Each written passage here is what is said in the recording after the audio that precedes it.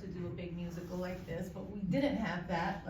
This is an independent film, and so we had, everything was crunched. We didn't have much time.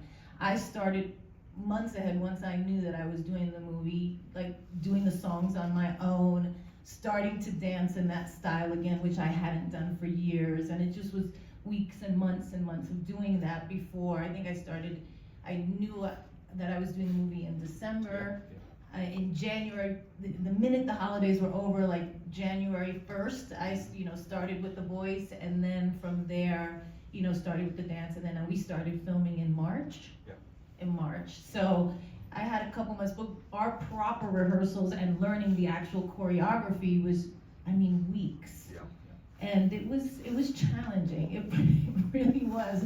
Even for me, who was a dancer, but for Diego and Tona, it was very challenging. But we did it, and we pulled through it, and it was kind of a lot of like, you can do this, we're gonna do this is gonna be fine, don't be scared. Can I tell you an example? In the same order, it was the novel for me first, then it was that movie in 1985, which you have to remember, groundbreaking movie, to have William Hurt playing a gay character, winning an Oscar for it.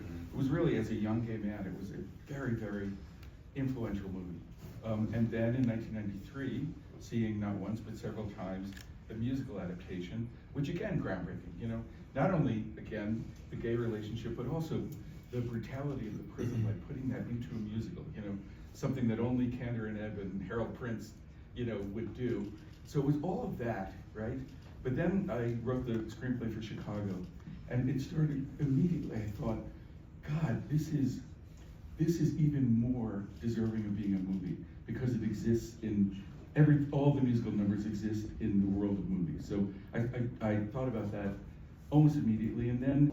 No, I did Selena years ago, but it was not my voice. They wanted to use her voice. I did dance a little, but there wasn't much choreography. So this was my first musical, yeah. Why was this? I cut you off. I'm so excited to talk about this movie. I didn't have the same kind of introduction to Kiss of the Spider Woman. I never saw it on Broadway. I never read the novel. I never saw the first movie. My first introduction to it was a script that was sent to me, written by Bill Condon, and I was like, oh my God, I remember sitting in bed and reading it and knowing, oh my God, is this real? And I remember calling my agent back and I was going, this is mine, they want me to do this, right? And he was like, yes.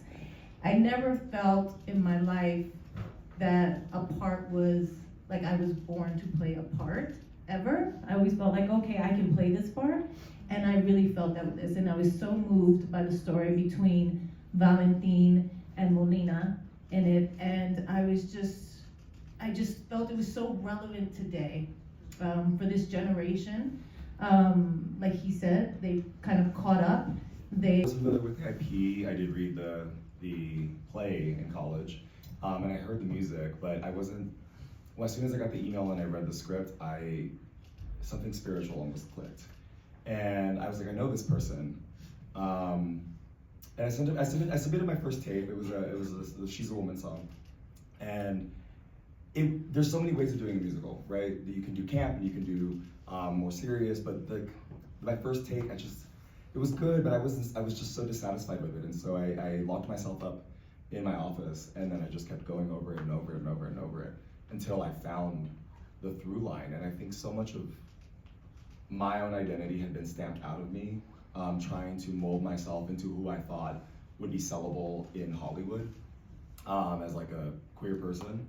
And Molina and like working with that material, I rediscovered so much of my own femininity and so much of my two-spiritedness, and almost was able to forgive myself and re-embody those things. And so I sent it in, and lo and behold, it just kept happening and happening and happening. And then there was a moment where they did choose to go a different way. And I remember just like spiritually, I was like, man, I just felt so grateful to have even touched the material, to have even been seen by this incredible team.